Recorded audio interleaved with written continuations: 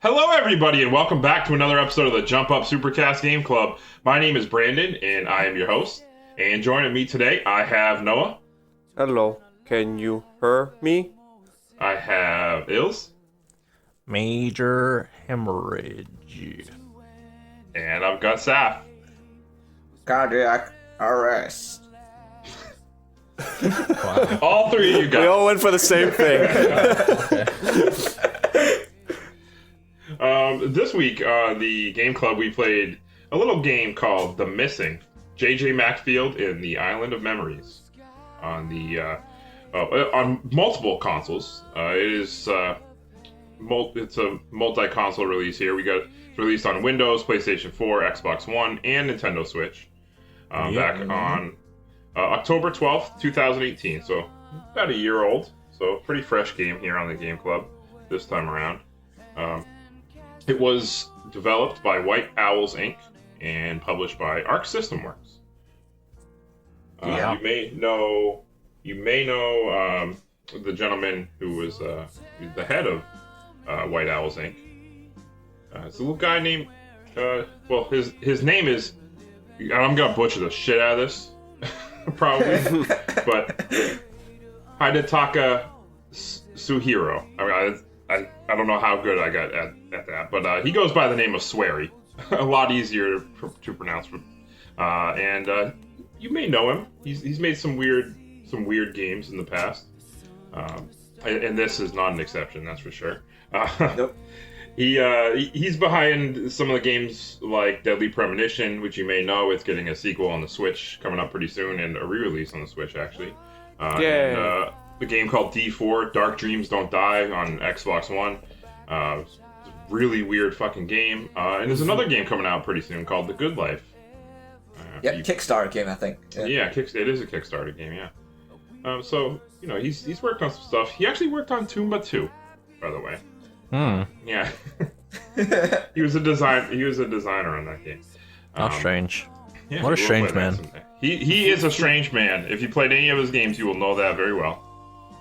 Well, we have now. It's true. Saf, by the way, we raffled the pick for this game club off within our Discord server, our personal Discord server between us and our friends. We decided, hey, let's let somebody else pick a game here. And Saf fucking hacked it. Saf, yeah. Saf fucking hacked it. We tried it twice, and Saf won both times. And I'm not even sure we should have let him enter. He was already part of the game club. I know.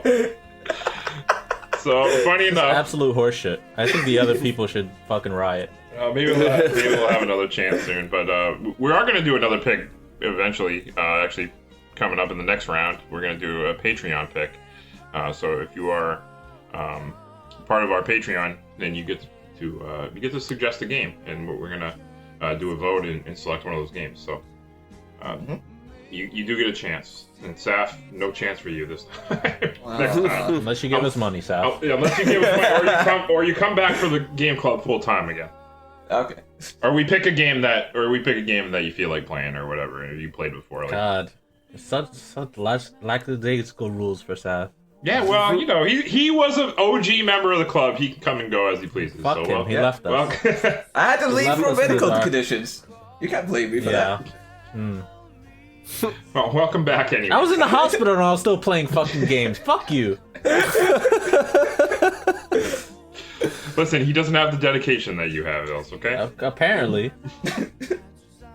But Saf, I gotta ask, why did you pick this game for us to play? I just thought it was a really, really good game. And it's quite... I don't think this game has enough tension.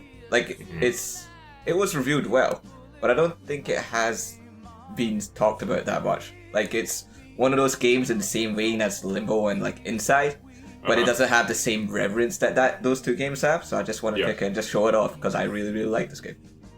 Right. Yeah, I mean, if it wasn't for you talking about this game, like, when it first came out and, like, throughout the year, I would have no idea this game exists. Like, yeah, I didn't have any idea that it existed until you guys suggested it, so...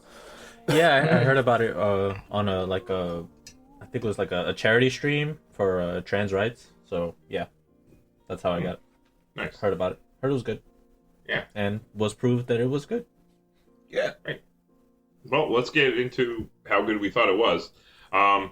So recently we've been just giving our recommendations at the beginning of the Game Club episodes now. Just kind of getting a vague idea of how we felt about the game, and that way you can know heading in whether or not you'd like to give it a try or not. So let's start with Staff. And I think I already know the answer, obviously. But Staff, would you recommend this game to somebody? Absolutely not. No, I'm kidding. It's obviously yes. Shit, what a swerve! What a twist. I would definitely recommend this game. Like, I played this twice already, and it's fun both times. Like, it's interesting playing it once, finding out the twist, finding out how the story develops, and then playing it again, getting all the donuts, getting more of the story, and like finding the clues and the foreshadowing that it had. That was in the beginning of the game. It was pretty cool. Nice. Okay. Noah. I would, but not if you're under 18, first of all, because it's pretty brutal and gory. But also, if you're a little bit, like, if you get queasy or uneasy around, like, those kind of games, like, it's pretty violent, and, I mean, it's not violent like, well, it is kind of violent like Mortal Kombat, but, it's also very deep and like actually mentally. I don't know what the exact word would be in this case. It talks like, a lot about like but, adult issues and kind of not real like actual problems that people might be going through. So if you're like sensitive to that kind of stuff, maybe be very cautious. Fair. And this game does have a warning right at the beginning when you first turn it on. It has a triple warning. Yeah. Yeah. So as long as you're okay with that, then I would recommend it. Ilse? Yeah, I would recommend it. I think the puzzles are actually pretty clever. They don't do a lot to explain them, but that it works to its favor. Like you pretty much have all the knowledge that you need to get through the game. And I love suicide, so yeah. Think about it. Oh my god. Right. I would also recommend this game. Of course, like Noah said, there's a trigger warning at the beginning, so if any of those things bother you, obviously you're gonna want to not play it, of course. But yeah, I would definitely recommend it. I mean, I had fun with the puzzles and the platforming that was in there. None of the puzzles were super difficult, but they were, to me, I thought they were pretty inventive for the most part. So if you like puzzle platformers, I'd say it's definitely worth giving a look for sure. And also, it tells a good story, has a good message behind it. So that's also definitely something that is worth alone playing through this game. It brings light to issues that are obviously not used to being put in video games. So I think it's very, very cool that it does that and brings attention to that kind of stuff, and definitely worth a look. So now I want to talk about the gameplay here. We mentioned that the missing is a puzzle platformer. So let's talk about that. I mentioned already that I kind of like the puzzles. Ilse did too. But what did you guys think about the puzzles? Did you have like any favorites among the game or anything? I thought in general, like the way that you solved puzzles, like by getting like dismembered or like your neck broken so that like your perspective changes, all that shit. I thought that was really interesting. Like, the mechanics of the game like are really cool and unique. Like I especially like the one where like every time you break a neck, the whole level just flips upside down. Yeah, and it's like the whole like puzzle is designed around you being able to navigate through both upside down and like right side up, and like the ways the things you have to do to correct yourself and like to injure yourself is like really cool and creative. And I want to mention too, I completely spaced this, but for those listening, you play as the title character JJ Macfield in the game, and you're on a camping trip with your good friend Emily, maybe romantic, maybe not. Yeah, they definitely really get into that. The game is kind of gray about it. Whether or not they're just extremely close friends or they're romantic, I guess that's kind of for you to figure out. But you play the game. It's on Maine. Shout out to Maine, by the way, and New England. I had to get that in there. But you wake up in the morning. Emily's gone.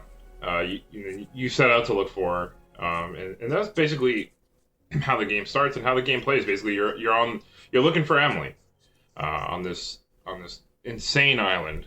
It's I guess it's not as what it seems at first. You think it's a nice little quiet place, but no, there's a lot. It's insane. Yep. So very very Twin Peaks vibe that I get from a lot of the stuff. Yeah, the game, I mean, it's like very creepy. Like even the way they talk, like even the way the characters talk to you is like really unsettling. It's very like, broken speech, almost like backwards, rewound and then played forward again. It's very odd. And even just seeing creepy. Even just seeing like the words on the screen, like oh my god.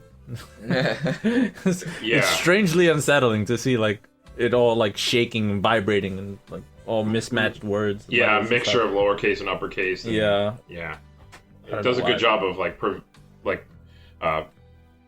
portraying what like the text is. You know how weird and scrambled and messed up it is. Yeah. This game is a horror game or attempts to be a horror game, and the gameplay itself like kind of works well to like emulate those themes. Yeah, because the main mechanic is JJ can regenerate as many times as she wants, and she can take all as much damage as possible up until she's just ahead, and then if her head takes damage, then you die. Yeah. But yeah, I mean, and you can do with a press of a button, she can regenerate no matter what happens to her, whether it's dismemberment, catching on fire, getting her neck broken. You know, whatever it is, you know, you can just press a button and recover from it. But it's very interesting that's the main mechanic of the game is basically hurting yourself to get through. And one of the early examples at the beginning of the game is you come across like a plank that it has to be weighed down in order for you to get across. And to do that, you have to dismember yourself and use your arms and legs and basically crawl up it to get to the other side and weigh it down with your limbs. You have to use your limbs as a counterweight so that you can walk across it. Exactly. And that's like the game teaches you that kind of early on, that this is what it's going to be about. And it's very, very interesting. It's counterintuitive. I mean, like you wouldn't expect to do that in a game. Like, oh, I get hurt. I'm supposed to heal myself. No, you get hurt here, and you're supposed to use it. Yeah, exactly. Yeah, you want to be hurt, and you want to use that to your advantage. And there's multiple times too where you want to get down to just being ahead, so that when you're ahead, you can roll around, and there's tight spaces you got to fit in, and it's interesting. You catch yourself on fire to burn down like certain things that are in your way. A very this is what I told Noah this when I was playing. I was like, this reminds me of Wario Land. Where Wario is very abusive to himself. He'd catch himself on fire, get frozen in ice and stuff, and get squashed and shit.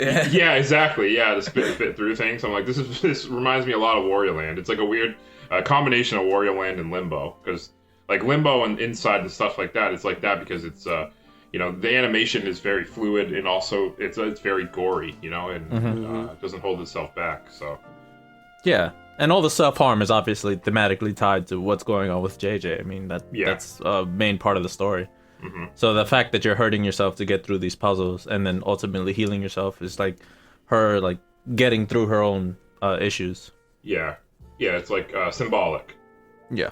Yeah. Very much so. Mm-hmm.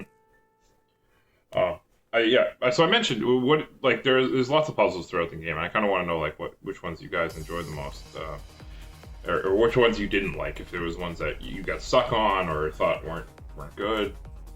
The one right after the bowling alley I didn't like too much, where you were just ahead and you if you take there's like a bunch of conveyor belts and the saws everywhere. Yeah, that was kind of a pain. Yeah, exactly. I mean, that was different from the rest of the game. I kind of like that. True, but I mean, you're just not used to dying in one hit, and it's annoying. And then you'd have to restart the section over again every single time. Exactly. Yeah. That's kind of it. Especially because right at the beginning of it, it forced you to just stay there and wait for the conveyor belt to move, which was frustrating when you died, like, 5 or 6 times, and you're like, okay, come on, like, I want to get back into it, but I gotta sit here for like 5 or 6 seconds. Yeah, and that's the area with the most donuts as well. Like, that's where you get like a good 20 or so donuts in that area. And when you're trying to catch all of that, but avoid getting hit and killed, and then having to restart again, it is frustrating. I can totally understand. But But if you good thing collect the about that- donuts, you don't need to recollect them. Exactly. Yeah. True, Yeah, true. that is true, that is yeah. a good thing. It is. That's very helpful, and that is the main collectible, by the way, is donuts in this game. JJ loves donuts a lot. Yeah. Yeah, if you get like donuts, you unlock more text messages between like the other characters and like the narrative of the story. That's basically how the Because- narrative plays out throughout the story. Yeah. And we're gonna have a separate spoiler section, so we're not really gonna get too much into the story right now. But that's how the narrative plays out. You get text messages through the game, and when you collect donuts, you get extra ones, like to see conversations that JJ had with her classmates and stuff, and her teacher. There's like 271 donuts, and I believe you Yeah. need like at least 256 to get the entire text messages from between JJ and the rest of her friends. Yeah, I didn't get them all. I kind of wanted to. Yeah, but there was a point like right at the church, to cathedral, whatever it was, where like I saw like the donut guy, but I couldn't figure out how to get to him. So I was like, oh, I probably have to go ahead like before, a little bit ahead, like and get from above or something to get in there or something. Like I figured if I progress a little bit, I'll be able to come back and figure out how to do it, but. It kind of locked me out, Yeah. so I couldn't go back. So I was like, "Well, I can't get the real ending or whatever." So, but I still collected most just the donuts. same exact thing that happened to me in Oddworld. You Oh know what? wow. Luckily enough, Bringing you it don't. back. You don't need the donuts to get the real ending. No, just, you don't. Yeah. You Just just like Oddworld. you just need it But- to get the full story in regards to like But, yeah. the rest of the friends. Yeah. Yeah, I loved getting the donuts though because the text messages brought so much like Yes. flavor to the world. Like Yeah. I love the text messages. They were so fucking on point. Yeah, they were good. They felt like real. They didn't feel like fake. They felt like real conversations. Yeah. Between the characters. And the characters were very well portrayed just through text. Like you knew the type of person she was talking to. Yeah. Yeah. And and her relationship with them, Yeah. all that shit.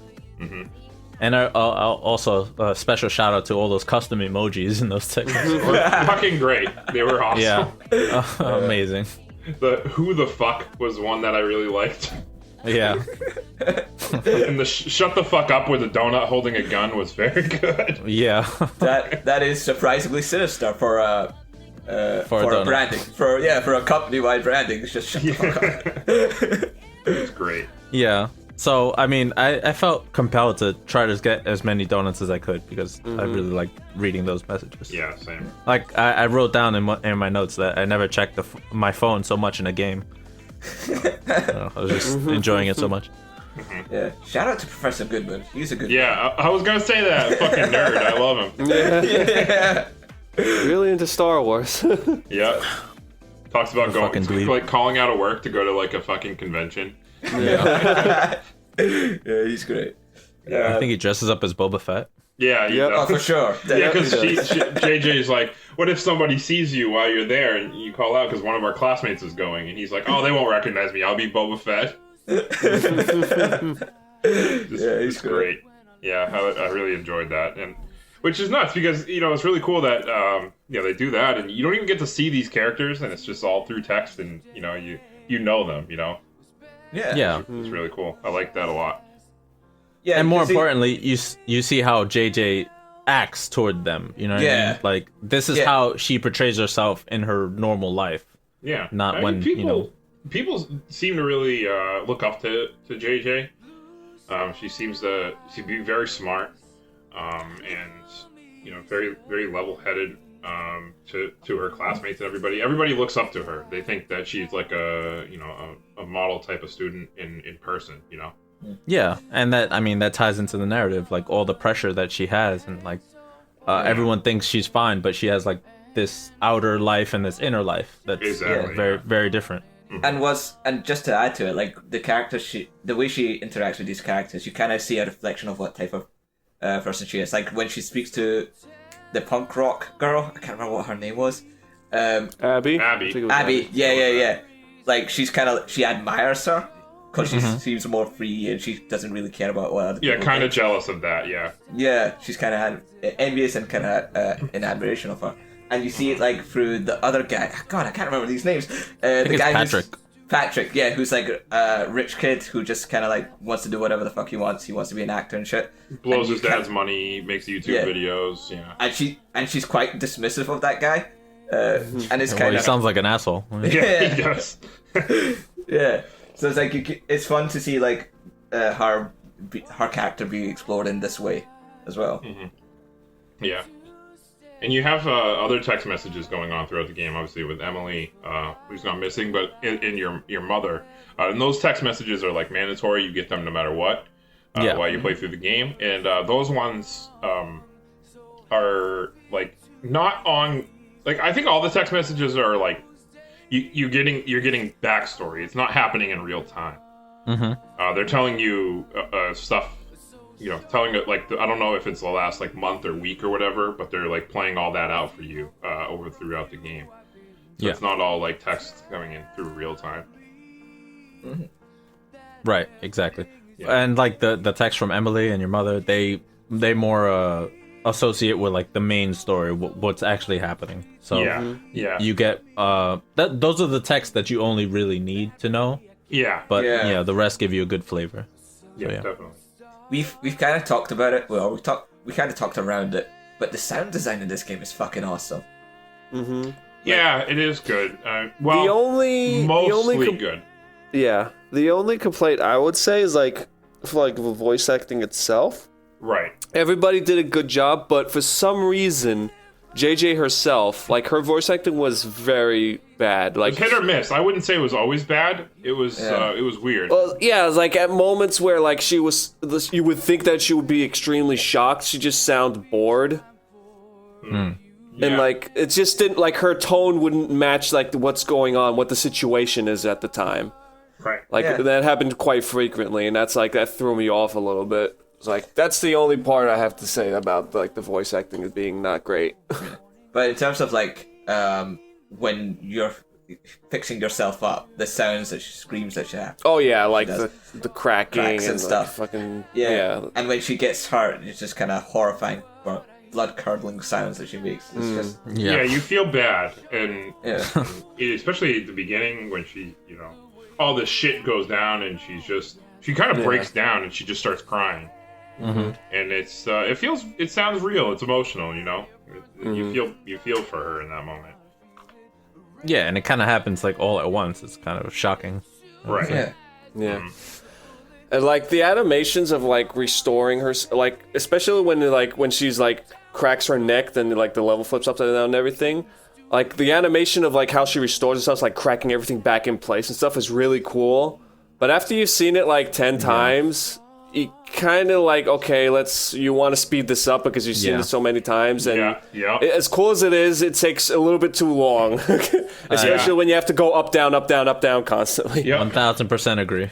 Yep, I had that same exact thought while I was playing it. I was like, this is neat, but I wish it was just like an instant flip mechanic, because basically the cracking your neck would flip the world upside down, which is a neat mechanic, and that's always fun and cool to see in platformers. It's not the first time it's been done, but yeah, because the animation took so long, just doing it was a chore, and especially if you went to the wrong spot and you're like, oh, now I see where I need to go, but I have to do it all again. And, it's Or very, like in this case, it's like these like mechanical monkeys with giant thimbles. very Symbols? creepy. Symbols? I think it's symbols. Symbols. Yeah. They're Symbols, symbols. Yeah. The clapper. Yeah, they are monkeys. very creepy.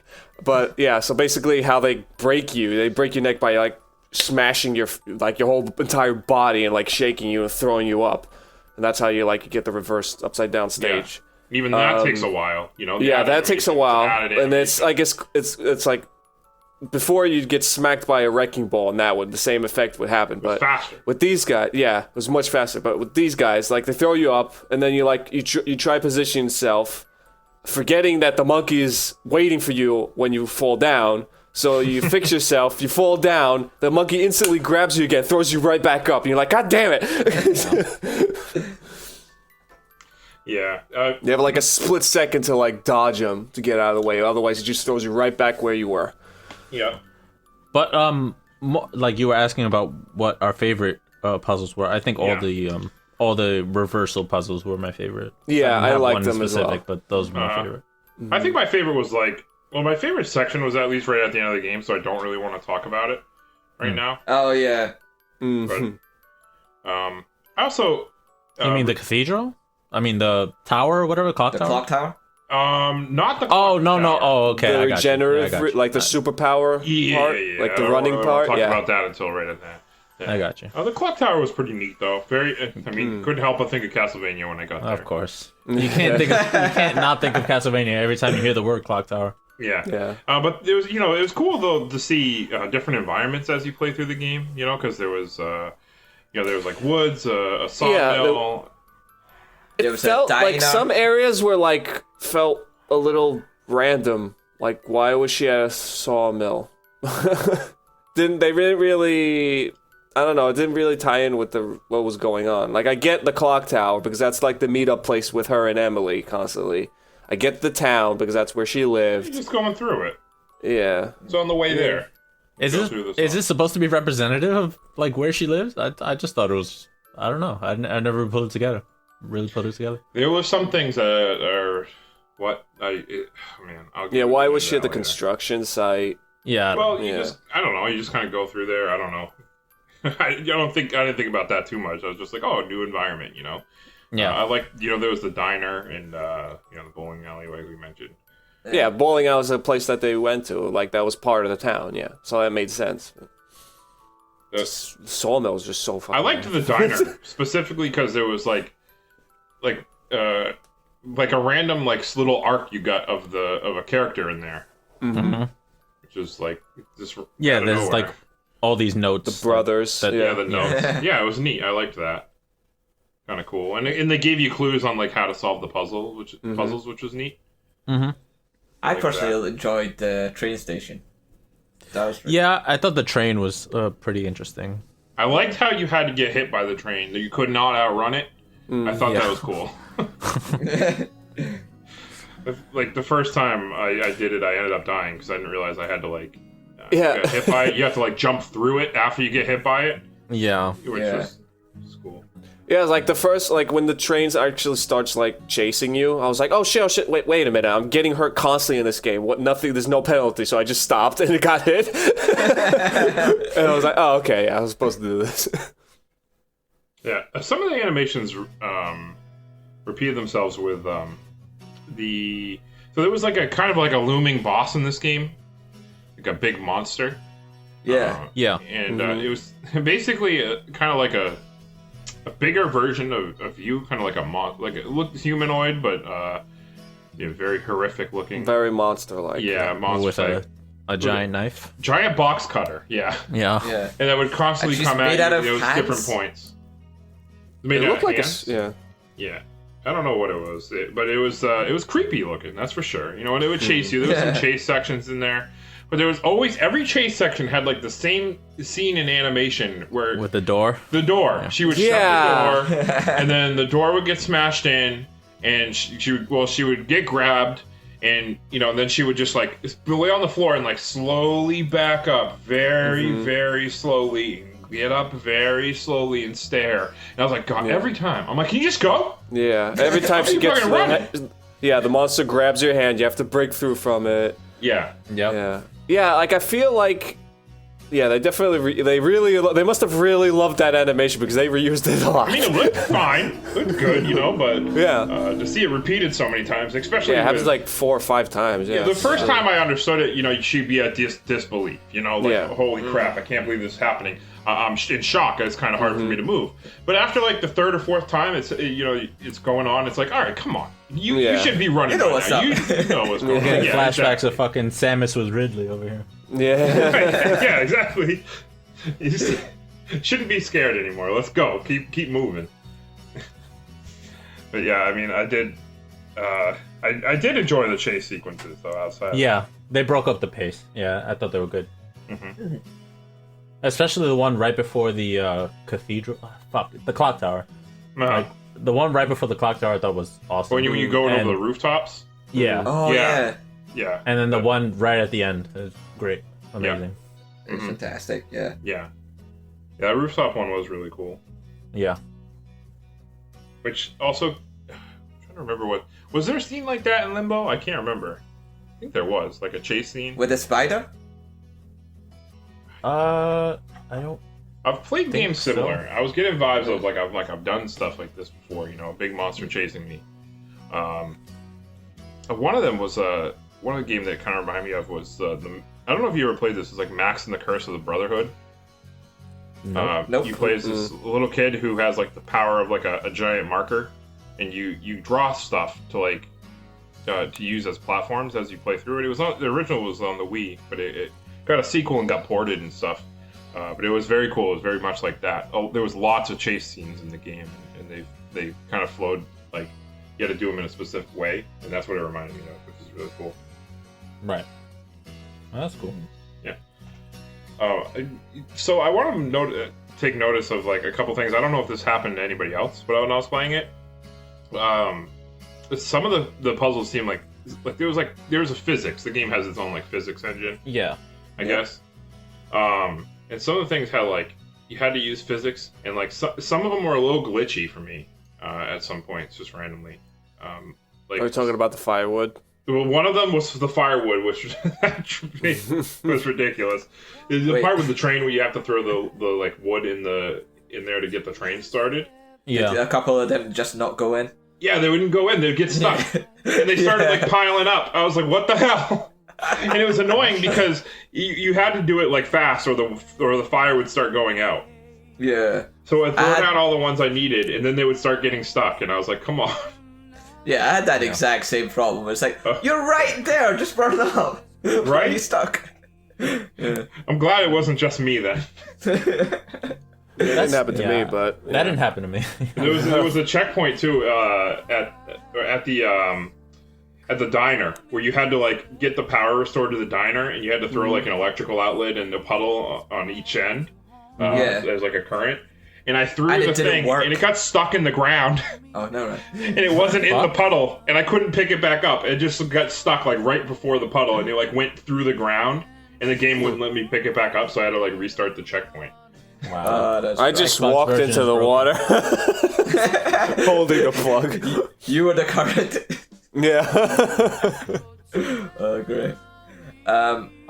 Speaking of animations, I didn't like when well, I liked them, but they were kind of slow. Which is when you were caught by the like mannequins. The baby doll? Oh yeah, the baby mannequin. Yeah. Yeah. That's another one that was like, okay, I get it. Like they're proud of like. I know what's gonna happen. Yep. Yeah. It's like, all right, let's go. And you have to get caught by them because you need to be turned into a rolling head. So I mean, get it over with. Mm-hmm. That's kind of annoying. The good thing about it, like if you're going to 100% it, or if you want to go back to the game and play it again, there is a double speed option after you beat it the first time. Yeah. I heard of that. Yeah. Yeah, so that's cool. Somewhat convenient. Yeah. I did like that because her walk animation is actually pretty slow. Mm-hmm. The game moves at a slow pace, which it's to obviously to an effect, Yeah, it's like it's the whole part of the narrative. So yeah. But I really do appreciate them giving you like a double speed walking option. And an injure yourself button. That was very weird because the game, when I looked at the controls, it said there was a button to injure yourself. Never once through the game did it work. Yep. I was pressing it like at times where I was stuck with the puzzle. I'm like, now am I supposed to injure yourself? Nope. Okay. Yeah. I think that's supposed to be like after the post clear because you do have the ability to just force injure yourself. I think in something. Yeah. Yeah, I saw there was cheats that you could like instantly turn yourself on fire, or instantly break your neck at any point. Yeah, after you beat the game. walls. Yeah. Yeah, which is pretty neat. Speaking of being on fire, it was kind of. I mean, I liked the whole puzzles that you needed the fire for, but it was kind of annoying that it makes your body super brittle, so that like every fall like destroys you basically. Well, I can get it because they use that as like a restriction. No, for like certain I know, puzzles. Yeah. Yeah, but logically, like, why Oh. does fire make your bones super brittle? I don't know. Yeah, I kept having trouble on one spot with that. I think it was like more of you barely have any skin left to hold your body and organs together. I don't know. Because it's all burned up, like muscle mass is gone, so Maybe. I don't know. It at least that's my logic. I don't know. Yeah, I got stuck on some of there was a couple parts where that I just kept it took me a minute to realize it because the game doesn't explain it to you either. And I was like, why do I keep breaking into a million pieces? What the fuck is happening? You know, like it was the first part I noticed. It was like a dark room that you had to light yourself on fire and like go through, and it was like sewer pipes that were like spewing water. Oh yeah. Put you out, yeah. Yeah, and I was like, okay, I have to dodge these because I need the fire. But then you get like climb up thing, you go down the ledges, and I was like, okay, you know, I'm here, I'm gonna jump down the ledge, and I kept like dying, and it took me like 3 times to realize, well, okay, is it because I'm on fire? What is happening here? Yeah. exactly. Yeah, because the game doesn't outright like tell you; you have to just kind of figure it out. Yeah, the game doesn't tell you much actually. Yeah, I don't think there really is a tutorial at all, except for at the beginning. There's like it tells you the button prompts, and that's about it. Pretty much, yeah. Which That's I mean, I like that. You know, I mean, it's not super complicated anyway, so it's nice. You know. Yeah. You learn by doing. Yeah. Which, you know, good game design is. That's how it should be. Yeah. Good game design. You don't need to. It should tell you through the game design itself. You know, and the level design.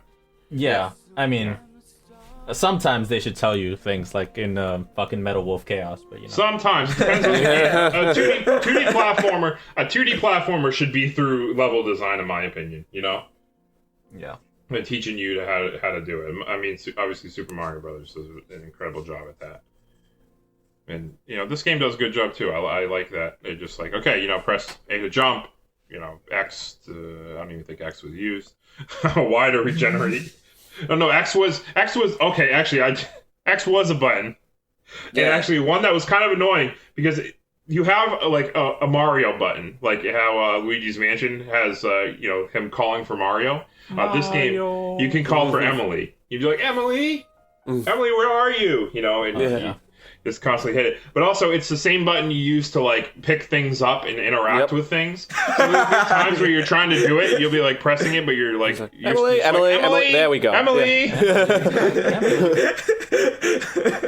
It's like, okay, I'm just trying to pick up my fucking arm. Yeah. Emily's not here to pick this up for you. Just pick it up. Just grab it. Yeah. That was like, why didn't they assign this to a different button? Why did they have to be the same button? What do you guys think of the aesthetic of the game? I really did like it, especially it just like took me, gave me a good impression right at the beginning when you got hit by lightning and you're in that flower field. Yeah, that part is awesome. That looked really cool. Yeah. This game is generally beautiful. And yeah, I mean, like, there are scenes that they have some beautiful scenery and stuff. Some parts are a little bit bland, like the construction sites and stuff like that. Oh, yeah. But yeah, there are really nice. I mean, it is a construction site. It's not real pretty about Listen. it. Yeah. Make a beautiful construction site, all right? You can make a construction site look more visually interesting. True. Yeah. That's true. Yeah. But there was a couple scenes that looked like really, really nice. That's for sure. Yeah. Yeah, like, so I like the to looks the of the spoiler cathedral. section? Oh, sorry.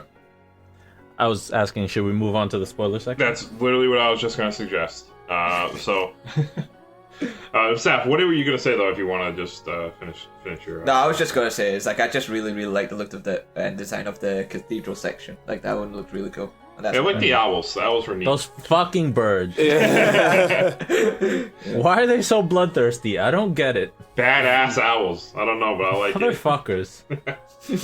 I'm surprised they didn't use those owls further into the game. Like, you only see them there in the cathedral, and that's it. Like, Yeah.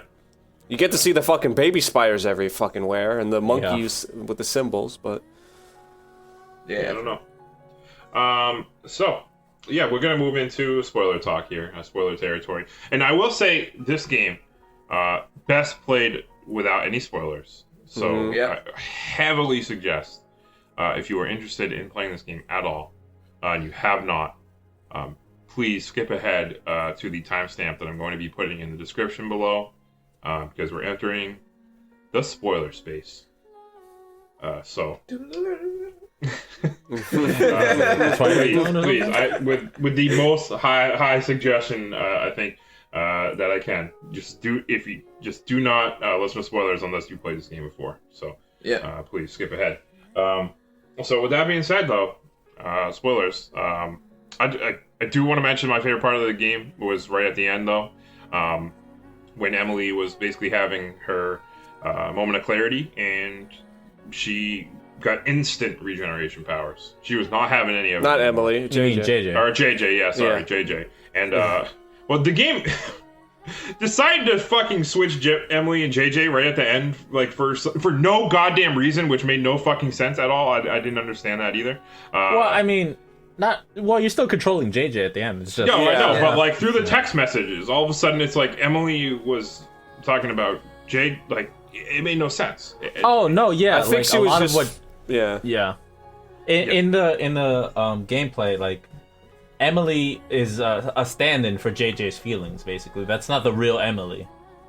I don't know. It was very weird. Yeah. Okay. Yeah, it's a little bit confusing. Yeah, but at that part, you get into another chase scene, but she instantly regenerates when she gets hit, and they use that as like a really cool mechanic to get through these like platforming sections. And Yep. like you'd hit a buzzsaw on purpose to like launch you up a little bit, then you would instantly regenerate and grab onto something, a ledge or whatever.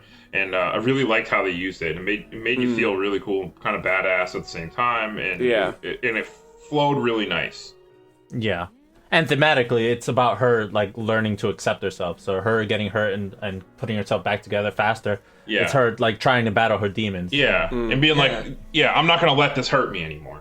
Yeah. Yeah. Yeah, it's pretty empowering altogether. Yeah, I'm Like, just it gonna felt put myself super back together, no matter how hurt I get, kind of thing. Exactly. Yeah, Yeah. it was really cool. I liked that section a lot. And Conversely, I like the section where she hangs herself. That was a pretty powerful part. I mean, Yeah. You're basically chasing Emily, and she's blaming you like the whole time for not staying with her yeah, and disappointing her. And then you find her on top of the clock tower, and well, she's hanged herself. Yeah. Which you later realize that she's a representation of your own feelings about the world and stuff. yeah, And you hang yourself because you saw her hang herself, and it's pretty poignant, I think. yeah. It was It's a an good impactful moment, scene. I think. Yeah. The only thing is, right after that, I had a problem where it just says 100 years later. Why? What? 100 years later? What? I don't understand. Why did it say that? It made no fucking sense to me. I tried thinking about it. Yeah, that felt like, so out of place. I thought it was like she was gonna wake up and like I thought the direction this game was going, like she was gonna turn out to be some fucking alien or something, and she's been like wandering the earth, going through all these people's lives and shit. But it did not turn out that way. I don't know. Where you got that? Well, 100 fucking years later, it's like Well, he didn't. I don't think he had any kind of hint of what was going on. no, there wasn't any hint. I thought that he mean, was just. I was on the verge of she's either a lesbian or too transgender. Yeah. That's the vibe I got. I was like, it's one of these two. Yeah, Because the way the text messages were playing out with her mother, and Exactly. and her mother saying, "Oh, you're sick or you have a problem, you need to go to therapy." And her mom's a piece of shit, by the way. Her mom's a oh yeah, fucking. fuck. Her mom Yeah, fuck her. she needs to. She was not very understanding. She's not good. I don't like her. Yeah. You get secret text messages when you beat the game. So like you get to play it again, and you get to find little FKs, little bunny dolls. And once you get those secret text messages, you get more information about Emily and your mother. And it still doesn't put her in the good light at all. She's still a piece of shit. What do they say? Give us like a small rundown. So she's a single parent.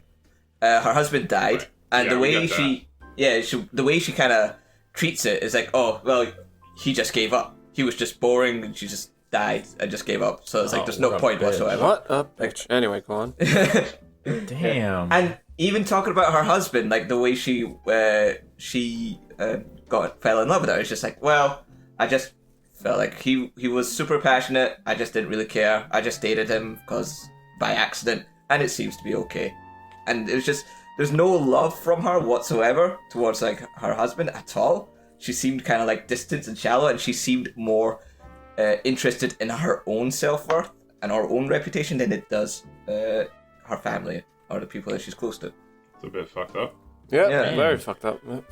Yeah, and it's like, you almost could forgive somebody like that for, you know, if they were brought up a certain way and maybe they just didn't understand, maybe they need time to understand. But she wasn't understanding at all, and I don't know.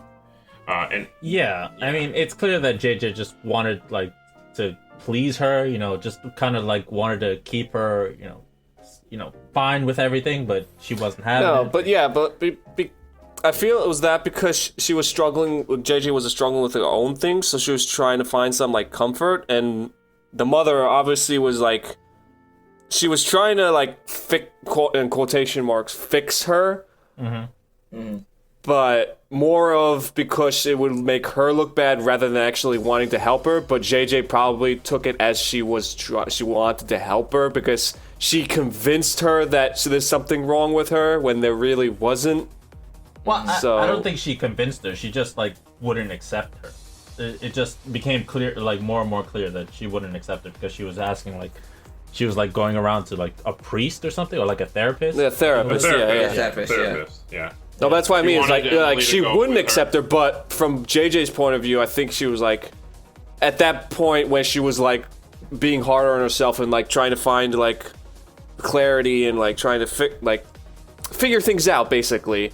She took the mother's actions as something like that she wanted to help her. So that's where, like, the confusion happened, where she took it that she wanted to help her. That's why she would, like, give into it, whereas that wasn't actually the mother's real intentions. You know what I mean? Well, I think she just kind of, like, gave into it just to, you know, appease her mom. Not that she was convinced by anything, because I think she already had a clear idea of who she was. She just wasn't ready to come out to everybody. Yeah. I mean, she was just learning herself. And her mother, I don't disbelieve that her mother didn't love JJ. It's just that she loved a certain version of JJ. And that's about it. Like, she still showed her care and attention, where it kind of... But she kind of like, well, I will only care for you if you do this. You need to be going to a good school, you need to be doing X, Y, and Z and shit like that. But then like, that's not... I mean, that's not real care and attention. No, it isn't. Yeah, that's what I'm saying. It's like... 100%. Like, that's not real care and attention, but it's a matter of, like, it's a version of her that she kind of treats much better. And I think JJ kind of, like, misunderstands that as, like, oh, well, she does care for me, that's why she's asking me to do these sorts of things, when in reality it's just like, no, she's just kind of a piece of shit that cares more about her own. Yeah, exactly. That's what I was trying to point out. Yeah. Okay, I got you. Yeah, we ought to mention that right at the end of the game, the big reveal kind of is you wake up and JJ just got done with a suicide attempt. So, no, it's 100 years later. Don't forget. not really. So the whole thing was basically JJ on the verge of death. She attempted a suicide attempt because of everything that was going on in her life. You know, that you get to see played out through the texts. I think it's directly tied to her, like, her having just told her mom, like, all the stuff that she's been going through. Yeah, because her mom didn't take it well. Exactly. Yeah, her mom found. You find out, JJ is a trans woman, and her mom found, a woman's clothes in her room, and said, "Oh, what is this?" And then she read her diary. So I think the only person who knew was Emily prior. Like, so the way that, like, the story goes, like, in terms of, like, her friends, one of her friends found out through, like, somebody did find out. They made a fake Facebook profile. No, not even just that. Like, one of her friends, I can't remember what the fuck her name is. The one with the cat picture? Lily? I think so. Lily, yeah, her. Like, she found out because she found that JJ was reading the books about anatomy. She thought there was a condition or something like that she was going through, so she kind of like spread the rumor a bit, and she was the source of all the problems. Obviously by her, she didn't really realize this sort of thing, and she's like, oh shit, I'm sorry, I fucked up and all that jazz. Or didn't mean to. Yeah, she didn't mean to. But it was literally a matter of like the friends found out, and then they started like all the bullying and shit like that, and then you see it when she after the 100 When years. she's walking through the school, yeah. Yeah, like this is what happened, and people are just sending out fucking Instagram pictures of profiles of her and shit like that. Yeah, they're very mean-spirited, and obviously JJ had a hard time with it. And Emily was like, just ignore it, because Emily was really there for her. And then when you wake up, it's kind of neat in the way that they kind of tie everything together. Like the deers were the doctors trying to save your life, and the things they were saying were, them explaining, cardiac arrest and major hemorrhage and like stuff. The things they were saying in your dream were what they were saying in real life, and you were just piecing parts of it together. The deer head in the background and stuff. So that was kind of neat to see it all tie together at the end there. I love the touch with FK. Like, he was the one, the little doll was the Oh one yeah, that we saved her never life. actually mentioned FK at all. FK saved her. Like stopped whatever she. It's hard to say exactly what she did to try to kill herself. She cut her wrists, I believe, and then she kind of like hugged FK tight, and that's kind of like stopped the bleeding somewhat. Because of how tight she was holding. Yeah, because the guy was like, "This little guy saved your life," or something. Which was a cool little thing, because you have text messages with your stuffed animal throughout the game. Which FK is a very weird looking stuffed animal. It's like a rabbit deer thing. I don't know what it is. Well, I think it's like various pieces of animals put together, basically. Right. Yeah, like Well, it's like the stuffed animal that symbolic. JJ put together to represent like she's like the transgender thing, I guess. I don't know. No, it's just an old doll that she kind of patched up from work. Like every time there was a tear, she just patched it up with some other piece of animal and shit like that. And it just coincidentally ties into with the same theme of like. It's not a coincidence. I don't think it's a coincidence. Yeah, but I thought the end was cool. I think it's a powerful message. And the story, it shares light on something that's super important. How you treat people and people trying to find themselves, and people should be just understanding and open about it. I think the game tells like a super good message about it. This is the kind of stuff that they could go through if people that they love and care about in their life are pushing them away or telling them they're wrong when they're struggling with something like that. So. Yeah, I mean, you don't get a lot of trans representation in games, and I think this is the only major release I've heard of that's about trans issues. Right now, so it's good for those issues to be brought to light, and of course, mental health issues, which a lot of people deal with. These are all tied up into this game, and it's a good game, and it brings those issues to the forefront. Yeah, it's nice to see it put together, in video games to tell a story, but also at least they put it in a good game, Yeah. So it's good that it got representation in that kind of way, where the game is at least solid, So Exactly. it's worth a playthrough. It'd suck if it was like a badly designed game, but no. If it was a shitty game, people wouldn't care. Yeah. Yeah. So it's worth a playthrough for that, alone. But it's one of those things where you want people to play through this game blind and experience the story, and you get the most amount of impact and weight out of it, Yeah. And that last sequence that we were talking about, where she's running away from the monster, that whole ending is like really, really good. Like you run up to the top of the, what is it, like a greenhouse or something to get the Yeah. Oh, that part was cool as fuck, and you fight him. Yeah. You fucking fight that monster, and that part was really cool. That was like JJ like taking her life back, Yeah. So 100%. The part that we didn't talk about was like when she is the monster. It's like a boss battle, but you're the boss. It's very very odd. Yeah, it's a little weak. I didn't really. And the like game doesn't tell you what to do, which is like confusing. Yeah, like first. at part when because you basically transform into like the thing that was constantly chasing you around in the the game, and then you go after Emily, and then you just basically Emily has a shotgun like trying to defend herself, so she shoots you whenever you get close. And then there's a segment where you're just like looming over her. She's trapped on the roof, can't escape, and she's just running around like trying to figure out how to get out of there. And I just sat there. I was like, I'm not like I thought I was not supposed to her, so I just sat there for the longest time, not doing anything. Same. And then like I tried, like I realized that you can try to like absorb her or like suck her in. And then like I tried doing that, but I noticed that it wouldn't actually have an effect, and she would shoot me back every time I failed. So I just kept doing that whole like thinking, okay, she's gonna actually damage me to the point where like I'll fall over or something, and like I won't actually get harm her. But that never happened. Like I got shot like 20 fucking times before I realized I can do another move and actually get her. I was like, oh, okay. Yeah, this is one of the sections where I wish they kind of explained what the controls were there, because Yeah. Yeah. But that whole sequence, it's good, like story-wise. Like it represents her like giving into her like her dark feelings about herself and what everybody thinks about her. Yeah. So she becomes like this monster that she envisions herself as. But like functionally, it was kind of a little bit weak, I think. Yeah. Yeah, I agree. So I think that's gonna be the end of spoiler talk. Sure. I think unless there was some more that you guys wanted to mention. That's about it, to be honest with you. Okay. All right. I did want to talk about that one like text that FK sent, where he talks about he loves the smell of farts. God, that one. He was talking about all the lovely things, right? Things that he thought were great, and he just mentions like casually, like the smell of farts. It's like, okay, Yeah, I love the smell of bread and farts.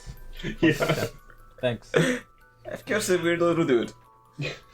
I think the best part that when JJ talks to FK was when she's describing like how she feels every time she gets hurt. Oh Yeah, that was I thought really that was cool. Perfect. Yeah. Yeah, Yeah. I really like that. Yeah. Yeah, she's like, oh, I feel every broken bone. Like I start to like urinate. I like scream. I cry. I can't move. Yeah. Yeah. It's insane. And she's like, it gets to a point where you just don't feel anything anymore. Yeah. Yeah. That was a very gruesome explanation of it too. It was really neat. Yeah. And it's like one of the only times where you get to see JJ like express herself that way.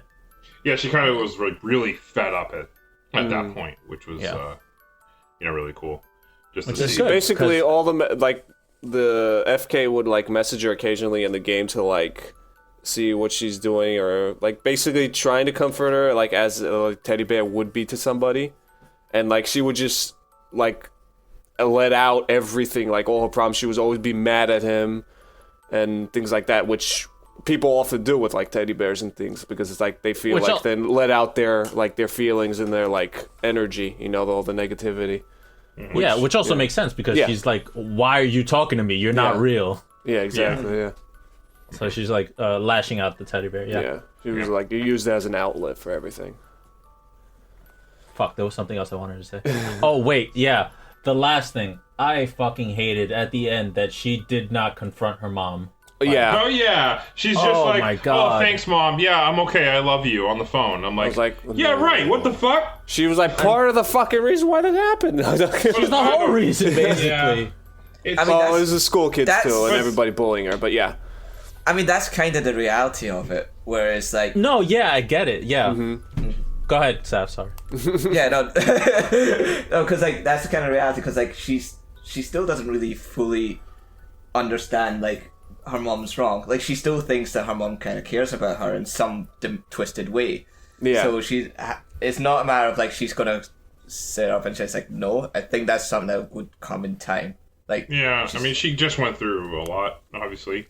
Yeah, like I was hoping for more of an outburst or something, like something to show that she had a change, not just internally but externally. You know what I mean?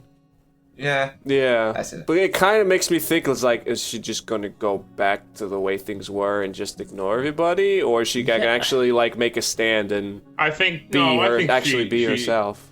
She's gonna be herself, I think, from this point on. Well, that's the thing. It makes you afraid. think you're gonna be yourself. You don't Well, know that it's- for sure. Yeah, it's worrisome with her mother because she's toxic. She's a toxic person to have in her life. Who's Exactly. you're not gonna support her like she should.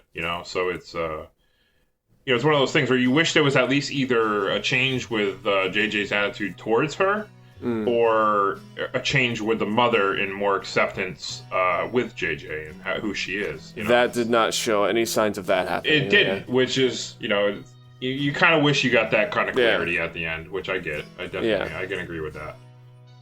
Yeah, it's like it was supposed to be like that moment where she's finally broke free of like all the chains that were holding her down, but then like once to talk to the mother, the chains kind of came back, sort of. A little bit. Yeah. Maybe a little bit, but it's. I mean, it remained to be seen. You don't know what happens after that. Yeah, You just hope that her mom has a change of heart, and if not, I hope JJ cuts her out of her life and says, you know what, if you're not gonna accept me for who I am, fuck yourself.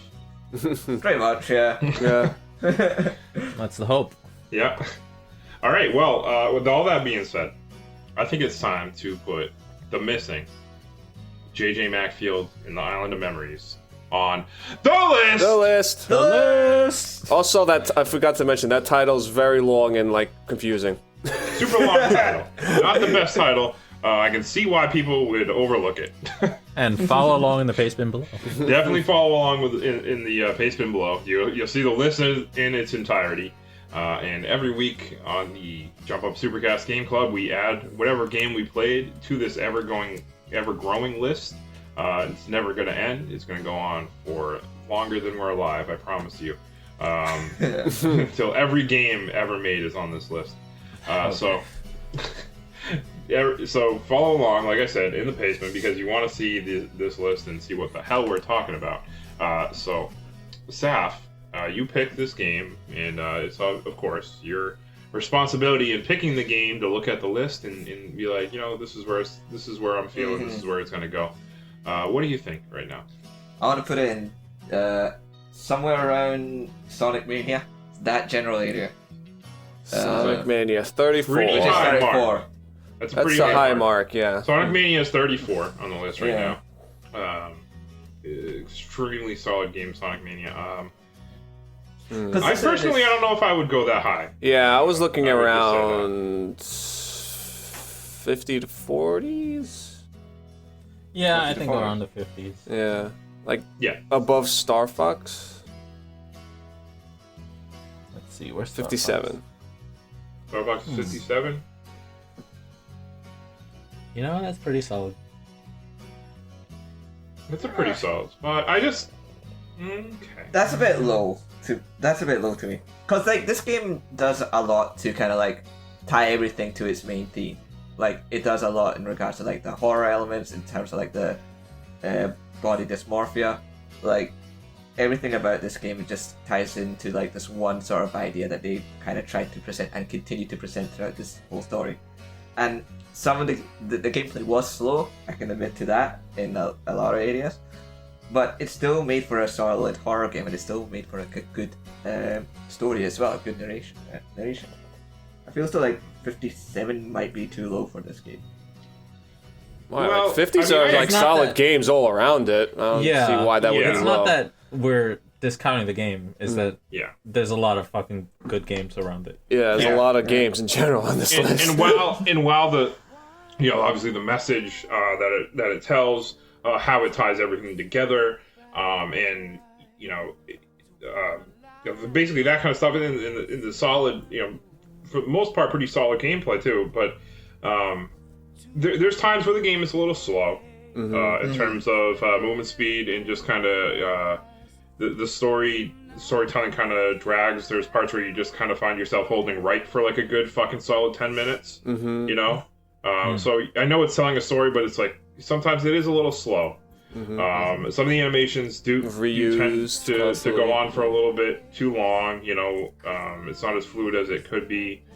So even that being said, the game is still a very solid game. I really enjoyed it a lot. But yeah, there's definitely a couple things that hold it back a little bit. But I'm thinking around that area. I think for me personally, I might put it like, I think I would put it maybe number 63, right underneath Beautiful Joe. But I don't know how you guys feel about that. But also, I think around Star Fox is pretty solid too. But I think Beautiful Joe, it might be. I think Beautiful Joe's maybe a little bit better in terms of overall gameplay, and I really like how fun and crazy and colorful Beautiful Joe is. Of course, Beautiful Joe doesn't tell a serious issue and everything. It doesn't have a mystery that you have to figure out. And, tell it has a mystery. Together, but, It's fun in its own right, in its own way. I mean, honestly, I think fuck. Honestly, you think fuck? I mean, like, yeah, that's always true. I don't know. I think it's a little. I don't know. I want to stick with my spot with 57 above Star Fox.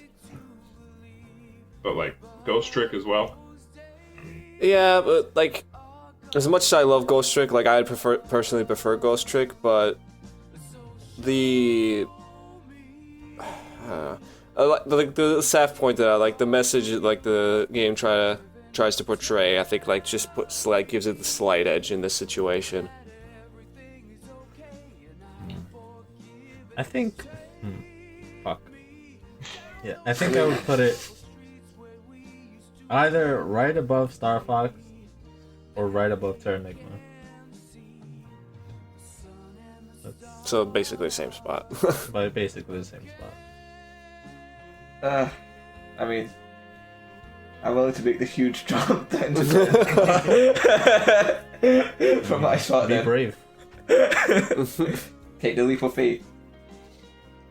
I mean, I think I've said the most I could say about this, and in terms of like its benefits and like why I like this game. So there's not much else I can argue in terms of its favor or why I think it should be up high. So the most I can do is just really concede to your points, because again, like you have made a good point. Like it is slow in a lot of areas, so I can't really discount it from that. And those games on that list are pretty solid as well. So and while the puzzles are good, I feel like they're also like not super complicated a lot of the time. I mean, they're a little bit easy. They're a little bit bland. I mean, they're good. I'm not saying they're bad. They're just like they never got very like complex, or they never really made me think all that hard. They never really took an idea and brought it to the next level either with their mechanics. I felt like, how some games will introduce a mechanic and keep building on it. This game, would kind of just introduce it and use it a little bit and then abandon it. Like, like they did with the owls. Like the owls in the cathedral, like were an obstacle, kind of. But also they could have come up with like interesting ways where you had to use them to reach higher heights. Because when they fucking hit you, they hit you like one right after the other. They could have used it so you had to like reach real high heights just as the head or something. Because each time they hit you, they take a limb off. So they could have like use that as an interesting way to like scale up a building or something, and then basically just use it for more puzzle elements. But they didn't, and they just reused the. They could have like been a little bit creative with how you injure yourself as well, not just use the same monkeys with the symbols in locations where it doesn't make sense, or like they did with the wrecking ball, the construction site. That made perfect sense. That fit in very well. Yeah. But then in other areas, like in the fucking parking garage or whatever the fuck it was, they used them, and then in the abandoned building they used them, and then in the construction site they used them again. It's like a dream sequence. There's no logic to it. Yeah. Like there's just there's a little bit they could have done a little tweaking here and there that could have like made it like really really good. Yeah. Even though it was already really good. I don't know how well, like I haven't played Terranigma in a long ass time. I can't barely remember that fucking game. But I'm willing to. The earth you are. It's on the fucking SNES. What can I say? Wait, was it the SNES game? Yeah, it was. Yeah, it was. Yeah, it was a Super NES game or a SNES, but Yeah, the SNES. Get it right. Yeah. I could put it above Terranigma or above Star Fox. I'll come down to that. Yeah, I feel like I'm okay with it being just above Terranigma. Okay. There you go. All right. I think. Yeah, we're in agreement. Sounds like it. Okay, well, Zach's gonna put Good luck, the missing JJ Macfield and Island of Memories on. Azil's types it all out on the list. Number 56, and surrounding it, we have number 54, Telltale's The Walking Dead Season 1.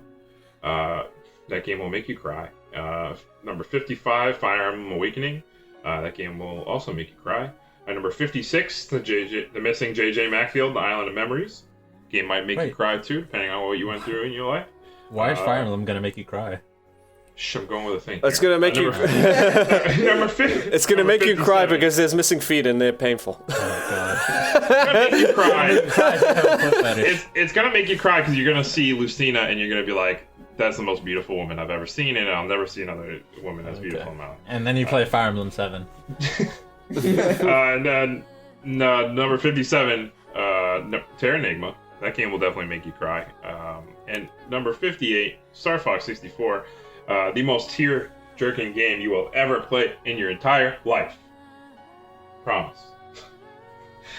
So that is the list, and thank you guys for listening. But this is the game club, so we're gonna have to play some more video games. And Noah, it's your turn now. It's a new round. Well, I think this is gonna be counting it. This pick is part of this round. Same round. But yeah, it's your turn. And what game are we gonna be playing next? Let's go through my PS1 library. Let's go with Jackie Chan Stuntmaster. Oh no! What the? What? Why that game? It's a game that I played as a kid and never was able to beat, so I want to beat it. Oh, Wait, Saf, why are you worried? You're not playing it. Yeah, you're not even on the fucking game club. I'm worried for you guys. I appreciate the concern. Oh my god. I'm sure you'll have fun. It'll be alright. It's only It a may not be 4-hour as bad game. as I remember it. It's only a 4-hour game, supposedly, even though it's red. And how long to beat, so who knows for real? Okay, well, it's going to be fun. So we're going to play Jackie Chan Stuntmaster.